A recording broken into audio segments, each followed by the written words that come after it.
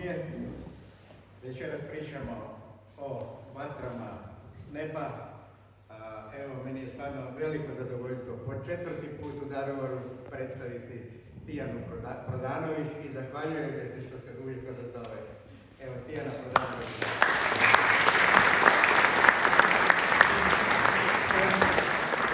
Hvala Toni, moje zadovoljstvo. Stvarno da sam ovde sa vama i da Toni svaki pozove i mislim, ovo astronomsko društvo Kumova slava i ovaj događaj postoji jedan od mojih omiljenih događaja, moram da kažem. I stvarno, rado svaki put dolazim, čak onda mi ponestaje tema, toliko sam već pričala stvari, rekao šta još nisam pričala. Tako da, tamo se fino potrefilo, evo, u ovom snežnom danu, da pričamo o nekoj vatri koja može da nas ogreje, možda ne na način kako bismo voleli da nas ogreje, ali opet neka vrsta vatre sa neba.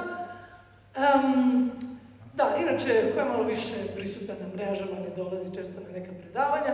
Ako želite malo nauke u minut i na mrežama neke informacije iz astronomije, nešto naučite, možete pogledati profil dr. Kozmika i tu često pričam o astronomiji, a tu i Vernesa kao astročionica koju nisi spomenula, tako da nauka se polako seli na TikTok, šta da vam kažem, tako je vreme. Dobro, danas znači malo pričamo o vatri sa neba, odnosno, inspirisano malo ovim filmom koji ste možda gledali, možda niste, ako niste preporučili da gledate na Netflixu, Don't Look Up, koji oslikava taj malo onako, kao neka malo parodija, opet neka realnost oslikava kako bi društvo možda reagovalo na neke pretnje koje nam prete iz svemira, malo komično, i kaže Don't Look Up. Pravimo se, ništa se ne dešava, Don't Look Up, ali pošto smo mi ovde u Daruvaru, u epicentru astronomije narednih dana, mi ćemo da do look up. Tako da mi ćemo da gledamo gore i nećemo da bežamo od tih strašnih tema i baš ćemo da pričamo o njima i da gledamo gde nam sve te opasnosti svemira mogu doći. Ne znam da li znate lošeg astronoma, Bad Astronomer, Phil Plait, ako ga ne znate, gledajte ga na Twitteru, on je super neke knjige pisao i jako dobre tekstove. On je dobro rekao da je svemir prilično opasno mesto i postoje mnoge stvari koje nam prete iz svemira. Naravno, to je prvo što nam pada na pamet je padanje nekog kamenja iz svemira, ali dobro, tu su još neke druge stvari. Sunce zna nekada malo da bude nezgodno, tu su eksplozije zvezda, tu su opet neka druga eksplozija nekog zračenja, sve to ne bi baš bilo prijatno da na zemlji tako nešto iskusimo, tako da su to neke stvari o kojima ćemo danas malo da pričamo. U udarima velikih nekih tela, verovatno ćete čuti možda više od Korada u sredu kad on dolazi, ili tako? Tako nećemo previše tome pričati, već ćemo se svrnuti na ove neke druge opasnosti i pričat ćemo o tome, znači, koji su rizici, da li se to ikada dešavalo i da li će nas možda opet zadesiti, ili tako? Da li će se istorija ponoviti? Prvo da pričamo o udarima velikih tela, ono što nam je prvo onako na pameti, u filmu Don't Look Up i 90-ih bio serijal filmova na tu temu od neki bolji, neki loši, Armageddon, Deep Impact i tako to, ali to je dosta onako, ja inače volim prilično te katastrofične filmove, tako da, iako ono ima tu dosta naučno pogrešnih stvari, ja obožavam da gledam takve filmove, tako da priču su zabavne, jel tako? Ali ajde da pričamo o tome koja je realnost takvih događaja. Pa kad pogledate nebeska tela u sunčevom sistemu, recimo najviše, pogledamo Mesec, recimo, pogledamo Merkur, vidimo na njima da su prilično onako izubijana tela, tako, imaju dosta tih kratera, imaju tih dosta tragova koji pokazuju da su bili izloženi nekim udarima, tako. Znači, nije baš bezbedno mesto, taj naš sunčev sistem, gađa vas tu sve i svašta.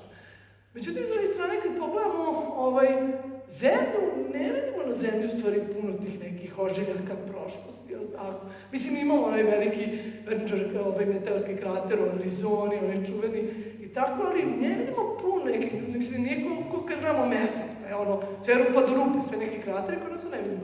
Imate možda ideju zašto na Zemlji, mislim, smo mi nešto specijalni pa nas zaobilaze, ne vole nas nešto asteroidi ili šta?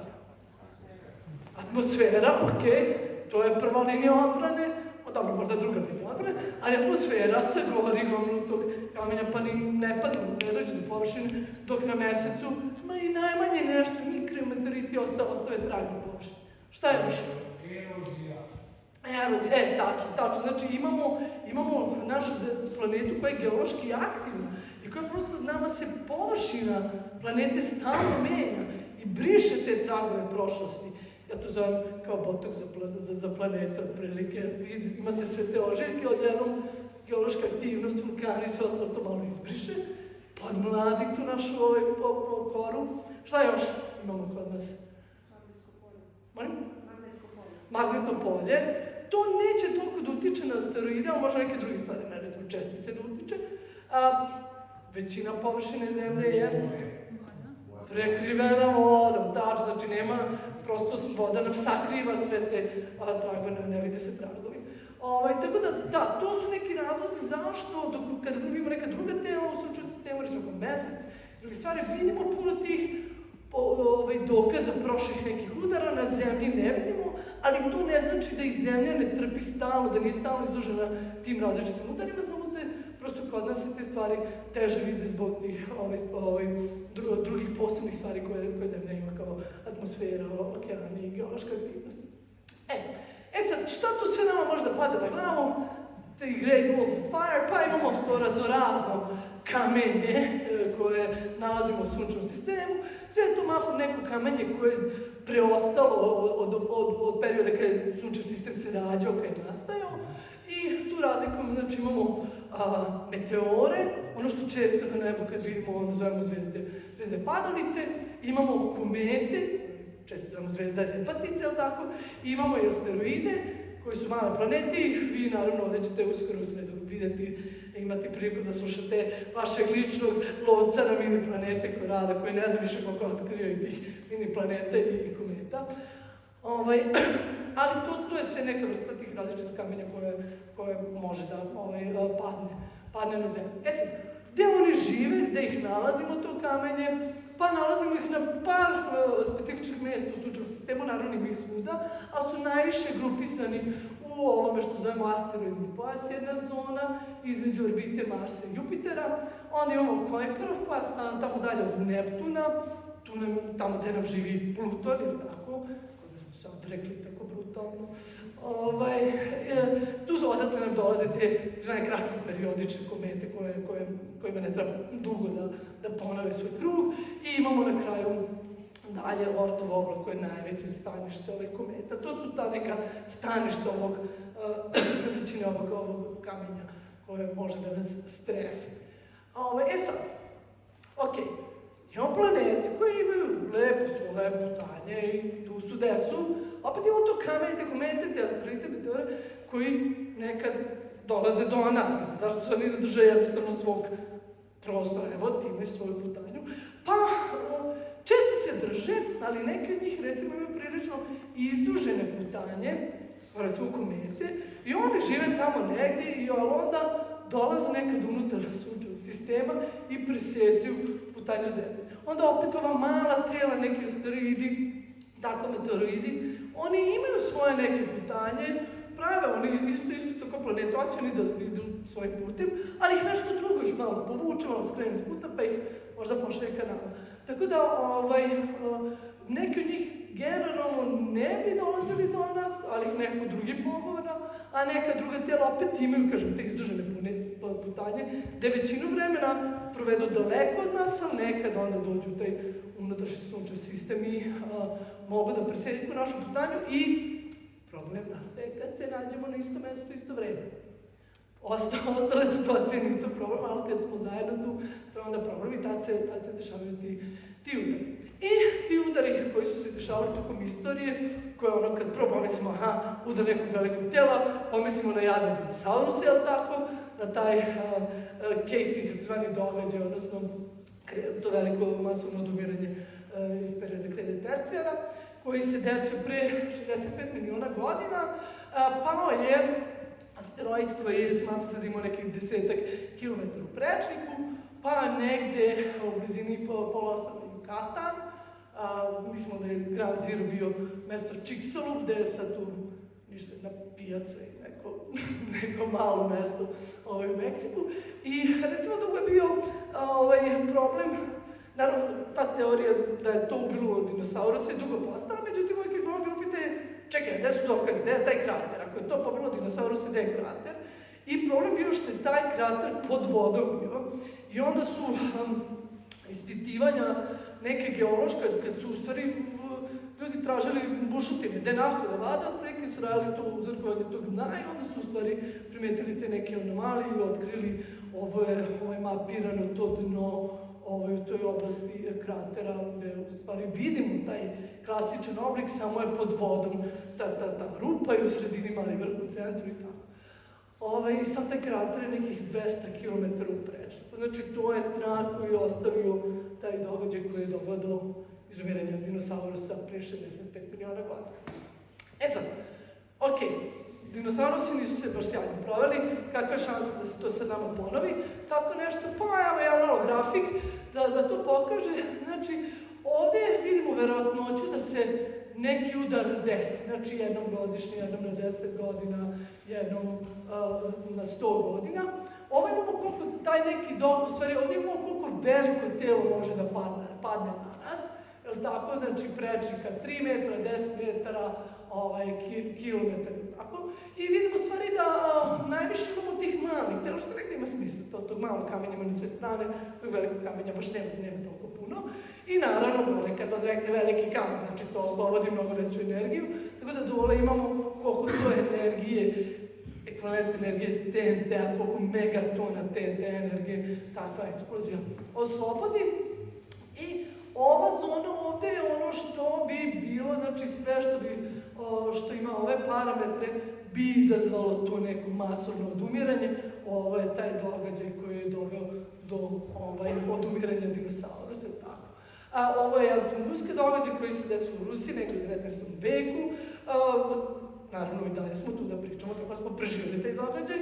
Ali kao što vidite, znači ovaj događaj koji je odgovoran za smrt dinosaurusa, to je nešto što se retko dešava, znači jednom u 10 miliona godina, oslobađa naravno najveću energiju, telo je veliko, znači rekli smo 10 km prečnik, ali kažem, samim tim jako se retko dešava. Ovi neki mnogo manji događaji se dešavaju jednom u milijonu, znači nekih 1000 godina. Naravno, Zemlja je stara 4,5 milijarde godina, tako da čak i ovi događaji možete da izračunate, mogu da se često dese, tako. Ali u suštini su to vrlo retki događaji. Kad pogledate koliko smo mi stari kao neka civilizacija da uopšte razmišljamo o tom riziku, šta smo izdali? Par hiljada godina pričamo, tako da u toj skali je mala verovatnoća da će se neko nešto desiti. E sad, ali naravno to nije nula verovatnoće, oni su ljudi blesavi, znaju oni da postoji taj rizik, tako da ljudi aktivno naučice aktivno razmišljaju o tome, ok, postoji rizik. Iskreno, znači nije pitanje momenta, nije pitanje da li će se ovo desiti, pitanje je samo kad će se desiti. Znači znamo, bio je događaj koji je bio dinosaurusi, tako nešto će se desiti opet, samo da vidimo kad će se desiti, tako da ljudi rade sve što mogu da preduprede to. I postoji programi, recimo i to su vam informacije koje su dostupne, možete pogledati na sajtu JPL NASA, sve informacije su kod Centra za Near Earth Object Studies, samo ime kaže, znači istraživanje objekata koji prilaze blizu Zemlje. I tu vidimo da je do sad nađeno nekih 30.000 takvih objekata koji bi nam mogli biti neugodni, jer tako, koji neugodno blizu dolaze Zemlji, neugodno su veliki u tom smislu. I od toga nešto preko 1000 je označeno kao potencijalno hazardno, to su i dalje jako mali verovatnoće, mada često, znate kako novine danas sve više imaju te clickbaitove, onda kada se kaže slow news day, kada nemaju ništa da jave, onda oni odu tamo na te tabele i nađu onaj koji ima najveću verovatnoću i onda kao, ovaj će nas u blizini Zemlje te godine nam preti tolike verovatnoće udara. I tačno, ili kad se promeni status nekog od njih, na toj tabeli, onda mediji to odmah objave, tako da kad vidite tako neku vest, otiđite na ovaj sad, pogledajte, vidite odmah da to su sve i dalje mnogo manje verovatnoće, mnogo manje od procenta jednog da će da nas udari.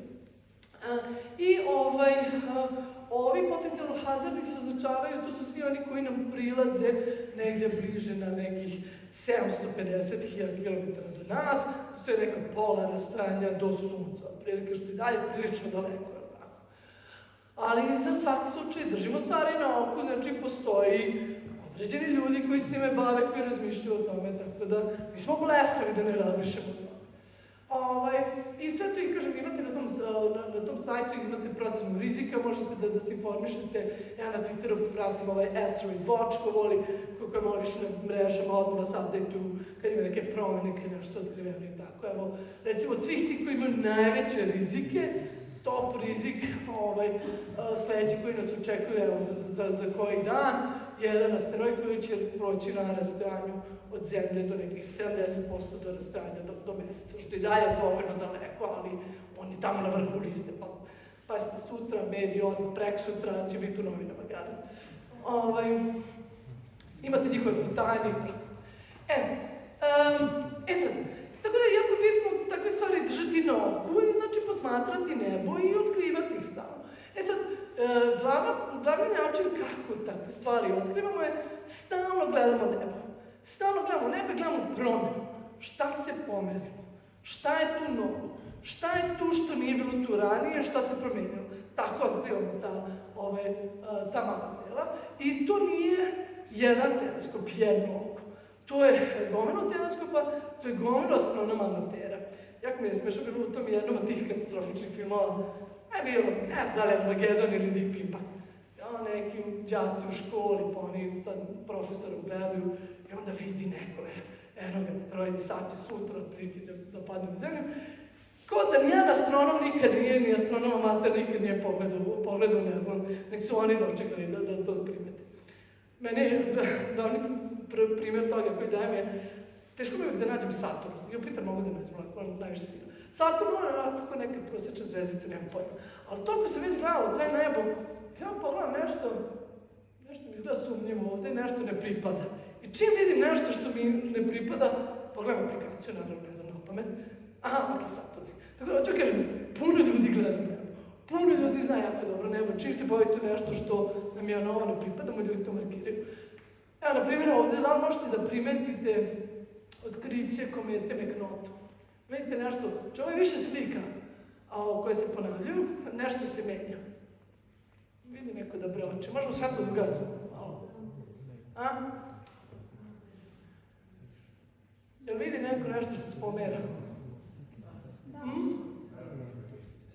Gde je?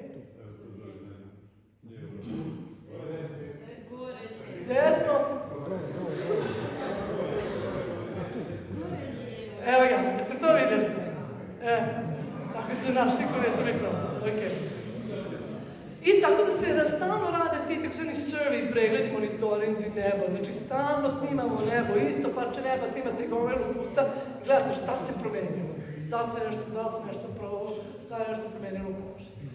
I šta smo našli tako posmatrajući nebo, pa sve više stvari nalazimo, evo ovdje imate ovaj grafik, znači koliko smo do sada našli stvari, plavo su sve zajedno, žuto su ovi veći od 140 metara, crveno su ovi veći od 1 kilometar, njih ima najviše, njih ima najmanje, ali njih generalno ima najmanje, mislim, našli smo ih malo zato što ih ima malo generalno, ali vidite, znači, broj otkrića do danas koliko naglo raste, kažem, sve smo bolji i bolji u tome. Što se tiče veličine tih tela koja su nađena, znači ovo su ovi veći od kilometar, kažem, njih ima generalno malo, toliko ih je nađeno, najviše ima ovih, to jest najviše nađenih, ali ih puno ima takvih, koji su negde prečika do nekih stotinjak metara. I tako da većinu ovih koji su preko kilometra, oni koji su u stvari najopasniji, smo našli, 90% njih smo našli. Sad ostaje nam da nađemo 90% ovih malih. Njih je u stvari najteže, Znači ove velike preko kilometar smo mahom našli, ali ove ispod 100 metara, vidite, slabo, jako slabo. Znači njih smo prosto je najteže njih uhvatiti jer su prilično malo.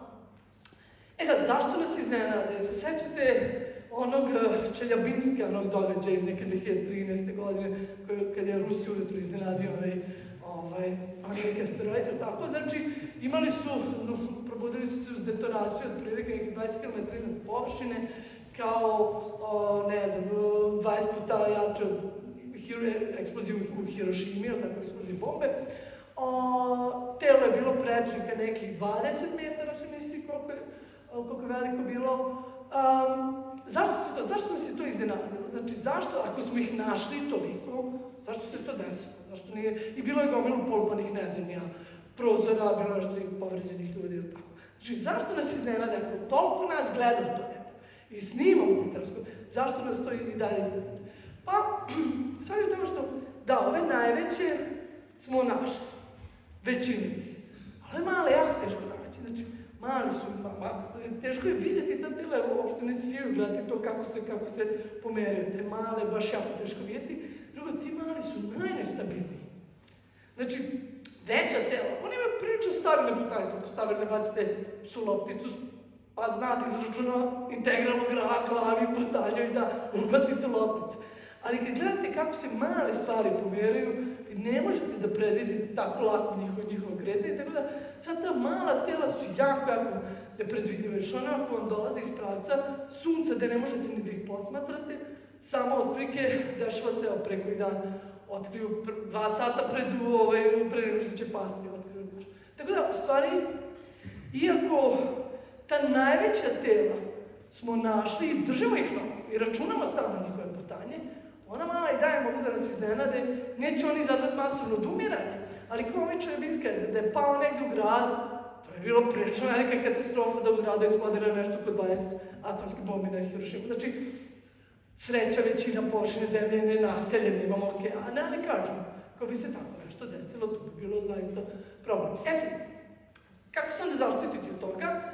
Pa, prvo je to monitoring, držimo stvari na to radimo, to smo pokriveni, i moramo da planiramo neku odbranu. Tako da, ono što je tačno bilo u tom filmu Don't Look Up je, zaista postoji Planetary Defense Coordination Office, znači postoje ljudi koji se aktivno bave time, planiraju misije kako bismo mogli, ako bismo nešto videli, da se rešimo te pretnje, rade neke razne simulacije. Jer u principu, ako je u pitanju asteroid što ide na nas, oni imaju relativno stabilne putanje, onako dugo im treba da promene putanje da dođu do vas. Tu bismo imali vremena par godina.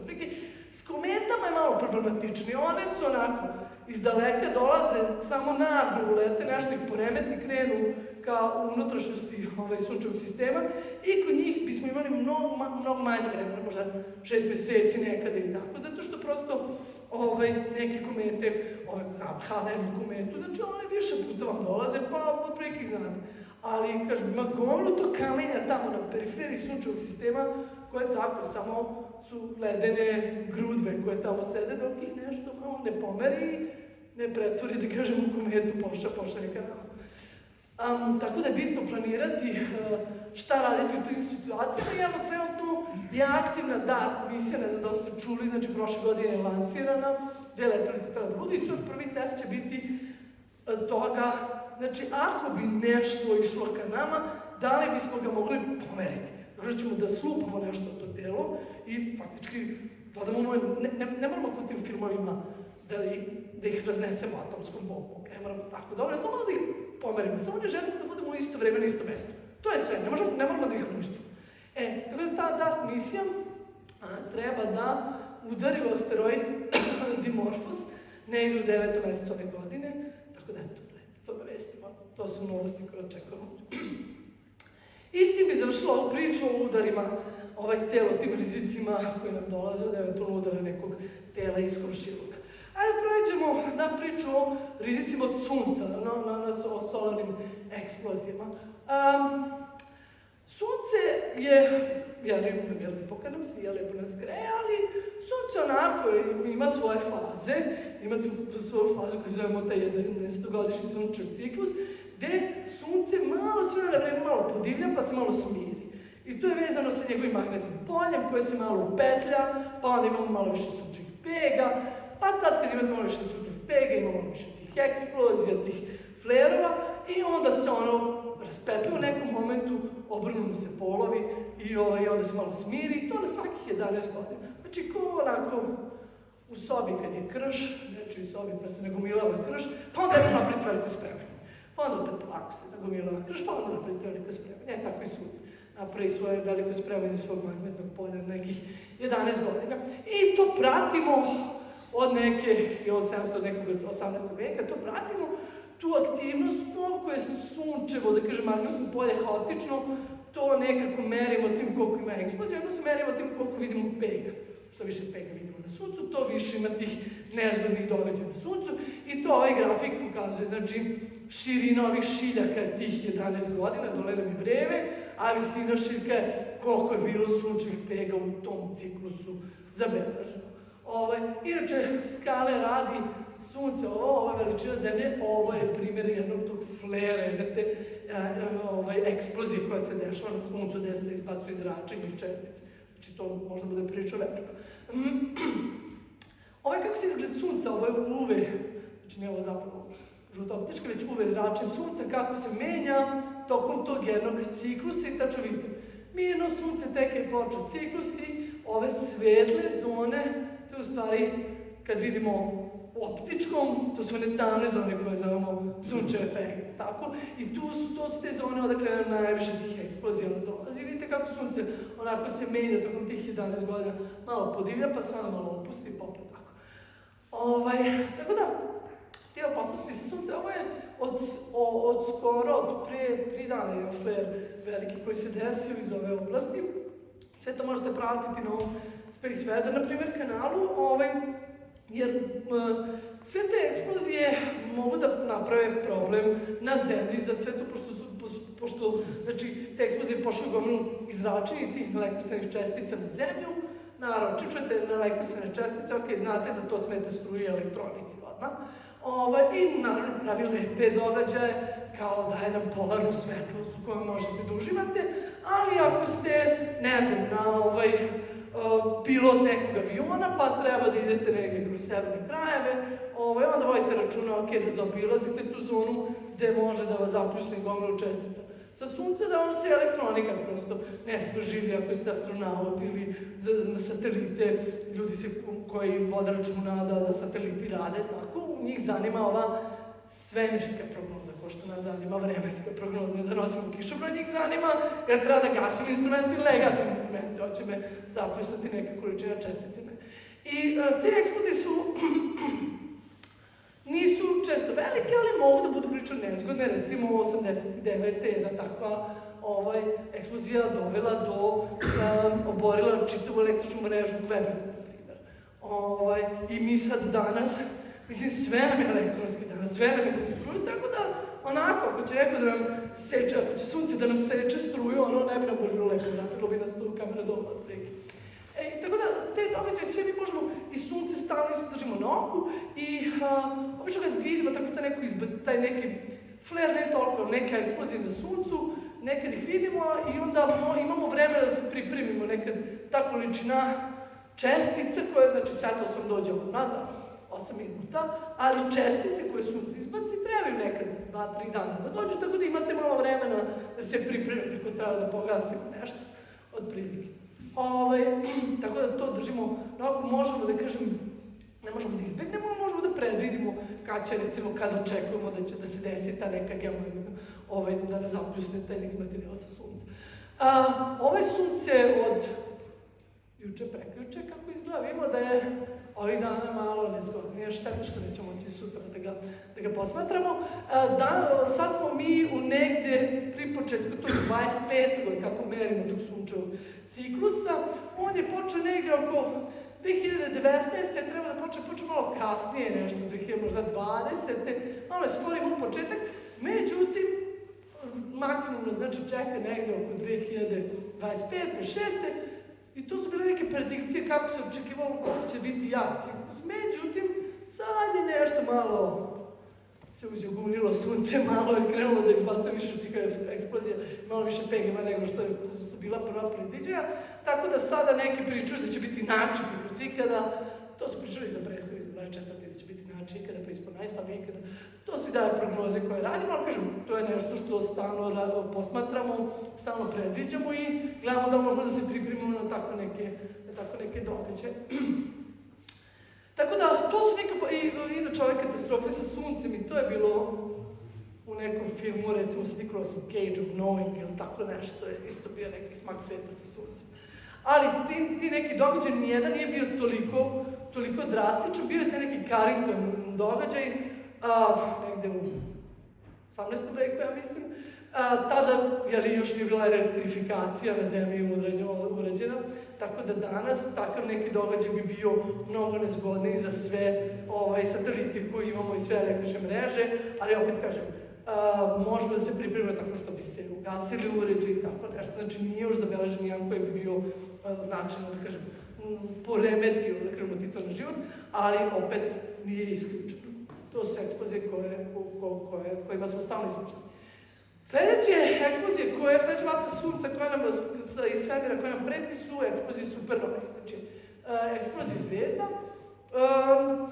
To su događaje, te supernove su eksplozije, jedna od njih su eksplozije najmasivnijih zvijezda, kada u suštini vama jedna zvijezda postane sjajna, maltene kao cijela galaksija, cijela jezgra galaksije. Znači ovo je jedna zvijezda iste galaksije koja je odjednom postala sjajna kao cijela jezgra. Naravno se poveća sjaj i tom samo ti govori koliko su intenzivne eksplozije. Znači te eksplozije su energije 10 na 13 megatona TNT-a, 13.1 i 13.0 iza, tako, znači to vam je 100.000 puta jače od događaja koje je ubio dinosaurus. Znači to su užasno jake eksplozije. I tu nemate upozorenje i nemate puno šta da uradite.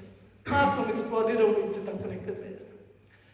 Sad, ajde da vidimo, znači, šta se tu dešava, zašto uopšte te zvezde tako eksplodiraju. Da li će se to desiti našem suncu? Neće, odmah to da raščistimo. Šta je fora s tim masivnim zvezdama? Znači, zvezde prave svoje gorivo tako što se u njima dešava fuzija u jezgru, tako, uzimaju lakše elemente, stiskaju ih, spajaju teže, to oslobađa energiju. I prosto, masivne zvezde mogu to da rade, potroše jedno gorivo, onda ono što im je ostalo kao proizvod iz prethodnog ciklusa, onda ga sabiju još malo, stisnu pa upale, pa sad rade fuziju helija, pa sve teži element, do gvožđa. Kad dođu do gvožđa, tu dalje više nema fuzije, nema više šta zvezda da radi i kako da proizvodi energiju, jedino što je ostaje je taj neki kolaps, to je jedino što je ostaje da se uruši pod svojom gravitacijom. U jezgru je tada već situacija potpuno opasna, svi su postali stisnuti jako i to se toliko stisne materija da prosto vam se elektroni i protoni spajaju, pretvore ga u neutroni, to je dosta onako tvrdo i stabilno. Tako da kad zvezda krene da se urušava i odjednom taj spoljni motač naleti na tvrdo jezgro, on se suštinski odbije i to eksplodira zvezdu. I u toj eksploziji se oslobodi jako puno energije, bilo odbačen taj materijal, od zvezde ostane ili neutronska zvezda ili crna rupa, ali u suštini vidimo tu neku veliku eksploziju. Šta je stvar sa tim eksplozijama? Stvar sa tim eksplozijama je što, osim što ako vam baš eksplodira u lice, sama detonacija će vas ubiti, jel tako, ali nema ništa tako u blizini, ali stvar je u tome što čak i nakon te eksplozije, stotinama hiljada godina nakon supernove, ono što je te ostatak te eksplozije, on nastavlja da proizvodi štetno zračenje, to kosmičko zračenje. Dario će verovatno pričati o kosmičkom zračenju, nekako to rekao tako. Ali, znači, imate i gomilu UV, imate gomilu X zračenje i gamma zračenje od te eksplozije supernove, pa posle imate to kosmičko zračenje i sve je to štetno za Zemlju. Zašto? Zato što kad to sve eksplodira, kad emituje gomilu tog gamma zračenja i X zračenja, to nam uništava ozon. Znači imamo već ozonsku rupu i onda to zračenje bi uništilo još dodatno ozon nam treba jer nas štiti od UV zračenja, pa bi onda svi organizmi na Zemlji bili izloženi štetnom UV zračenju. Drugo, to kosmičko zračenje koje proizvodi taj ostatak te eksplozije stotinama hiljada godina kasnije, to zračenje, ono šteće DNK, to zračenje ima dovoljnu energiju da ošteti molekulu DNK, tako izazove to neko odumiranje vrste, tako. Tako da ako bi se neki događaj desio, on bi, kažem, čak i ako ste dovoljno daleko da vas eksplozija ne sredi, tog štetnog zračenja bi dovelo do odumiranja taj neka opasno rastojanje je neko do 25 svetlosnih godina. Znači, ako bi neka zvezda eksplodirala u blizini Zemlje unutar 25 svetlosnih godina, ne bi nas ta eksplozija uništila, već to zrače i kasnije koje dođe, kada bi potpuno lanac ishrane i život na Zemlji poremetimo, bilo prvo plantone, pa idemo dalje. Sad, pošto znamo otprilike koja je ta veličina te kilozone, naša galaksija je onako dobro velika, znači možemo preći oko nekih 100.000 svetlosnih godina, debljine smo nekih 300 svetlosnih godina. Kad znamo to, ako znamo koliko često se te eksplozije dešavaju, možemo da izračunamo koliko je rizik tih eksplozija. Pa znamo da se te eksplozije supernovih dešavaju u našoj galaksiji jednom do 2 puta na 100 godina. Neće to od svake nastradati, rekli smo što ako je dalje od 25 svetlosnih godina, onda smo okej. Trebaju nam samo da vidimo koja verovatnoća da su unutar. Znači, treba nam koliko često se dešavaju te eksplozije supernovih, jednom u 2 puta u 100 godina. Treba nam zapremina te opasne oblasti, znači to koliko je zapremina te sfere sa prečekom 25 svetlosnih godina i treba nam zapremina galaksije. Ubacimo te brojeve i dobijamo da otprilike može da nas trefi jedna ubica supernova na svih nekih milijardu godina. Zemlja je stara 4,5 milijarde godina, znači verovatno se desilo u istoriji Zemlje jedno 4 događaja. Da li smo ih negde zabeležili? Znači, kad gledamo po brojevima, vrlo je moguće da je Zemlja iskusila jedan ovakav obližnu eksploziju, da li se tako nešto desilo. Kako bismo to našli?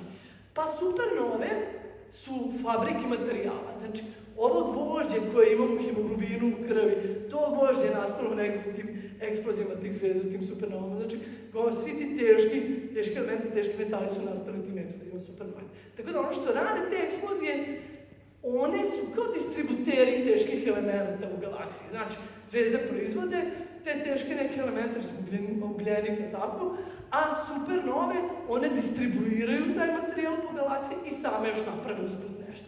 Znači, one rasipaju taj materijal i obogaćuju galaksiju. Tako da bismo mogli da ih nađemo, te neke stare eksplozije davnih nekih supernovih, tako što bismo tražili da su nas zapljusnule tim nekim materijalima koje su proizvele i treba nam, želimo da merimo vreme, treba da gledamo one elemente koji su radioaktivni. Znači, jer su nam to kao satovi u svemiru. Nema švajcarski satovi u svemiru, imamo samo te radioaktivne satove i tražimo, recimo, gledamo gvožđe 60, to je radioaktivna varijanta onog gvožđa koje imamo u krvi i ono se raspada na nekih 2,5 miliona godina, svoje vreme poluraspada, da se broj prepolovi, u nikl 60, to tražimo.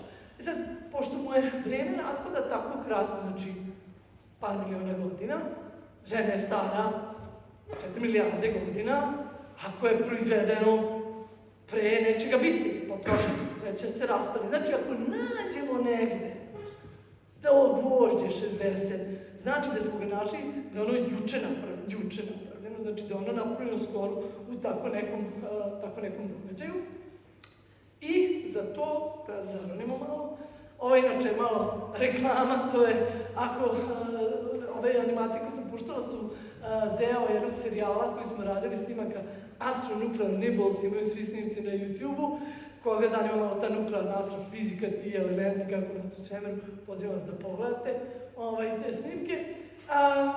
Znači, gde treba da nađemo to gvožđe 60? Pa u okeanima, tačnije u okeanskom dnu. Zašto želimo okeansko dno? Znači, idemo tu deep ocean crust, znači kora u Pacifiku duboka, gde se nije tlo menjalo. Znači, ne želite geološku aktivnost, ona vam pomeša stvari. Znači, želite nešto gde nema geološke aktivnosti i gde zamišljate, ako je nešto eksplodiralo, bacilo mi to gvožđe 60 i ništa, to je dalje, samo tlo to raste, ta kora raste brzinom nekih 1 mm na nekih, koliko beše, na nekih milion godina i onda bismo, nešto eksplodiralo, pljusnim, ubacim i sloj, kao film na torti, sloj gvožđe i onda nastavlja dalje da raste, prošao taj događaj. To tražimo. I tako su naučnici vadili sedimente iz tog okeanskog dna i našli su i naravno, i sad izvedite sediment, izbušite tu neku rupu, izvedite parče tog kamena, da kažem, to parče kamena u santimetrima od površine možete da pretvorite u vreme. Jer raste, znači milimetar jedan raste svaki milion godina. Znači to mi je kao neka, kao vremenska skala, onda smo to pretvorili u vreme. To bi suštinski bili santimetri, je tako, to je milimetri od površine tog sedimenta, pa dublje idemo. I gledaju količinu gvožđa, tog 60 i nema ga, i opa! Odjednom ga ima samo na jednom otprilike mestu koji odgovara negde u vremenu da je nešto se desilo pre oko 3 miliona godina, odjednom imamo naglo povećanu količinu tog gvožđa 60 koje proizvode te eksplozije supernovih. I to, kažemo, našli smo živo gvožđe 60, znači da je ono juče nastalo. I to nam kaže da je Zemlja verovatno bila izložena nekoj eksploziji te neke supernove u blizini pre neke 3,5 miliona godina. I ono što je zanimljivo kad pogledate, Zemlja je tad bila naseljena.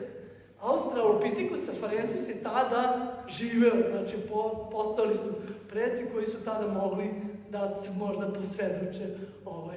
Tako da to je jedna zanimljivost. Da li ima nešto u blizini što može da nam skoro eksplodira u lice? Na sreću nema ništa unutar 25 svetlosnih godina, tu smo bezbedni, na 100 svetlosnih godina nema ništa. Najbliži kandidat potencijalne eksplozije supernove nam je Betelgeuse, sazvežđa Orion, prepoznate ga.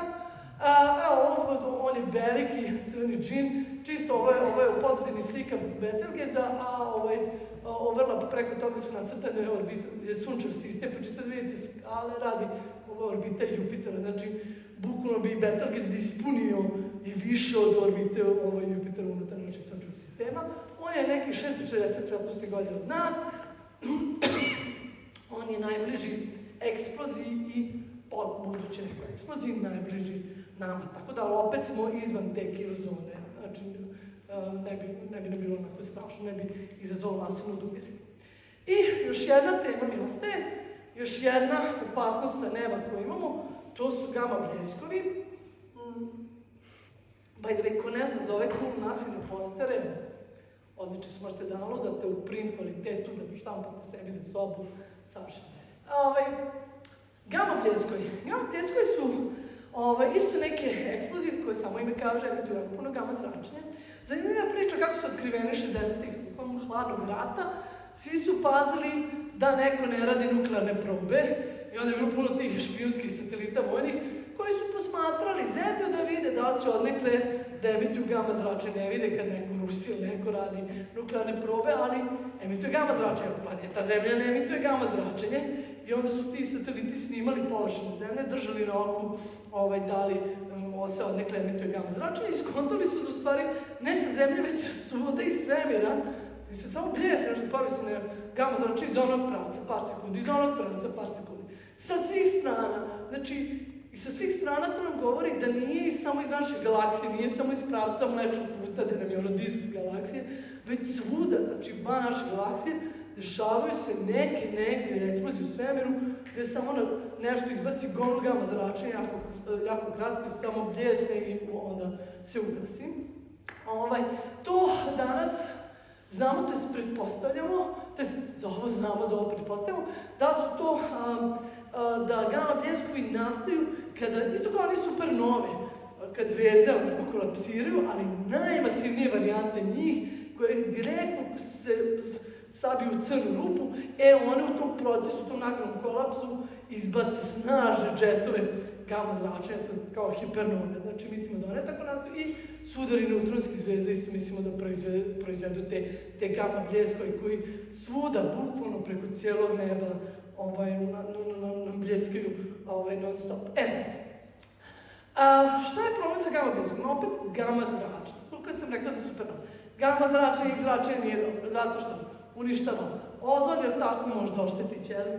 Tako da gama bljeskovi, kada bi samo nešto, s onim supernovama je problem, ona eksplodira, ok, ako pušite eksploziju, 100.000 godina još posle se patite s onim kosmičkim zračenjima. Ovo je one time deal, prilike, ali dovoljno da vas jednom taj jet sprži s tim gama zracima i da uništi otprilike ozon i već vam neće biti dobro. Znači, one se dešavaju negde u galaksiji jednom na neki milion godina. Većinom su van naše galaksije i otprilike dovoljno bi bilo da se takav neki događaj desi na nekom rastojanju od 5000 svetlosnih godina od nas, da taj gamma jet bude uperen direktno u nas i da nam sprži atmosferu i na taj način da izazove masovno odumiranje. Da li takvi događaja ranije bilo? Postoje teorije da je uzrok jednog od onih 5 velikih masovnih odumiranja, ono ordovicijskog masovnog odumiranja koje se desilo pre 650 miliona godina, postoji teorija koja kaže da je možda taj jedan od tih gamma bljeskova izazvao bi uzrok tog odumiranja. Takođe, pre nekih 10 godina naučnici su u godovima kedrovog drveća u Japanu, znači znamo da drveće dobro nam meri vreme, tamo preko tih godova, su našli povećanu količinu ugljenika 14. Ugljenika 14, to ste čuli, to koristimo za ono datiranje, da merimo koliko su stari, da kažem, živi organizmi, tako. Našli su povećanu količinu tog ugljenika 14 na jednom mestu, na tim godovima, koje odgovara periodu, od nekih pre 700 godina, pre nove ere. Tako da moguće da je negdje 700 ili neki godin pre nove ere se desi obližnji neki gamma bljesak, znači tako su ljudi već živjeli, koji onda, znači tim svojim gamma zračenjem proizveo gomilu neutrona u atmosferi koji su onda povećali količinu, to jest koji su povećali količinu ugljenika 14 i to danas vidimo u tom drveću. Znači, pošto taj ugljenik 14 se stalno raspada, sa nekim vremenom raspada oko nekih 5-6 hiljada godina, to je u stvari, on mora stalno i da se nadoknađuje, znači bi se skroz potrošio i to se stalno dešava, taj ugljenik 14 se stalno pravi u našoj atmosferi jer stalno bombarduje neko zračenje i zato i možemo da radimo to datiranje, ali kažem, ovako neki događaj bi naglo povećao tu količinu ugljenika 14 u atmosferi privremeno i ona bi vremenom, kad više nema puno tog zračenja, ona bi opala polako, ali to ostalo zabeleženo u tim godovima i kažem, jedno od mogućih objašnjenja je da je to baš bilo zbog tog gamma bljeska. Tako da, što se tiče opasnosti od gamma bljeskova, da imamo te ekstremno masivne objekte u našoj galaksiji, najbliži kandidat je Eta Carinae. One tamo, tu smo negdje na kill zoni, otprilike na nekih 6000 svetlosnih godina od nas. Opet, čak i ona koja proizvede gamma bljesak, da bi nam se nešto desilo, mora nema to gamma zračenje svuda, ne ide preko cijele te lopte, već samo izbaci se kao mlaz jedan. Znači mora bi baš taj mlaz direktno da bude uperen u nas. Onako, da natvrdljamo, ali ne mora nužno da se desi. Znači ona nam je najbliži kandidat koji je potencijalni rizik i ništa bliže od toga nemamo. Tako da, što se tiče tih potencijalnih rizika, evo, da sumiramo kako stvari stoje, imamo prilično par stvari koje nam mogu doći glave, a koje dolaze iz svemira. Što se tiče asteroida i kometa, to znamo da se dešavalo, to nije pitanje da li, pitanje samo kada. Ti najveći udari koji najmasovnije odumiranje izazivaju su i najređi, držimo ih na oku, postoje planovi da se te stvari predupredi kako da rešavamo to. Sunce ima gomila eksplozija, tome smo izloženi na svakih 11 godina intenzivno. Da li može neka tih eksplozija da bude veća da nam sprži elektroniku? Može, do sad još nije zabeleženo, uvek se nekako pripremi se. Mada je, još su stalni sateliti neki skoro bili sprženi, ja mislim, ali dobro. Eksplozije supernovih, eksplozije zvezda, nemamo ništa u blizini nemamo ticking bombs u blizini i što će gamma bljeskova Eta Carinae možda, ali pitanje da li će biti uperena u nas. Tako da, ako mene pitate, najveća opasnosti nama i dalje dolazi sa Zemlje, od pandemija, otprilike, od klimatskih promjena, od globalnog zagrevanja, od ratova i toga, tako da bolje da se mi pozabavimo, bolje da gledamo dole, što bi se reklo, više nas nego gore. Eto, to je to. Hvala vam.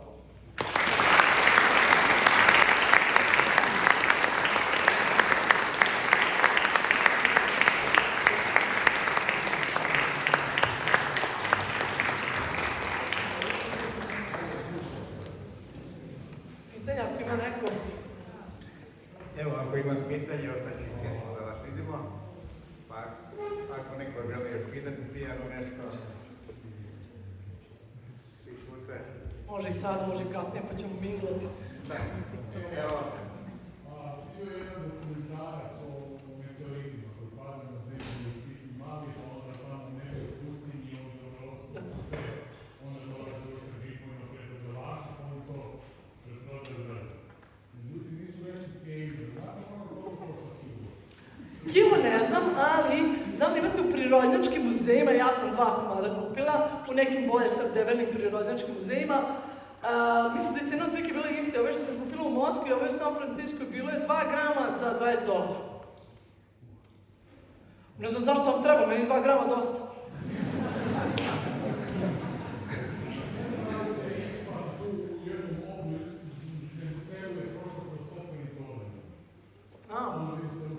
Aha, pa, dobro. Bio je očevidac. Aha, to su baš retki događaji. Da, znam u Americi jednom im pao u kuću i nekom pao, tako to je baš retko. Ali da, točno ima ljudi, jer pada non stop to kamenje, samo teško ga je naći, evo vi ste tu, je bila potraga za ovim križanskim meteorom, jel tako? Zato što kad padne ovako negdje da je šuma, imate gomilu kamenja, šta ja znam, kamen ili meteorit, i onda ljudi idu i traže to po tako, nekim mjestima da je lako uočiti, da nema kamenja, jer razne tipa pustinje, tipa Antarktik, tako negdje, znači negdje da je to nešto što je drugačije, će da štrči. Zanimljivo je da čak imamo kamenje na zemlji koje je sa Marsa i sa Meseca. Zato što kad nešto zvekne Mars i zvekne u Mesec, onda pošaljete krhotine tako na sve strane, i ako te krhotine dobiju brzinu veću od prve kosmičke, jel tako, brzine, druge kosmičke brzine za to telo, one odlete u svemir i nekada padnu kod nas tako po hemijskom sastavu, onda odredimo da neko tog kamenja koje smo našli na zemlji su stvari, u teoriti to je kamenje koje je došlo u stvari sa nekog drugog tela, sa Marsa i sa Meseca. To je recimo zanimljivo. Ima još neko pitanje? Niko ništa. Nešto. Ako To je to. nema, evo, onda ćemo se još jednom zahvaliti. Gledajte gore, gledajte dole, gledajte svuda. Da.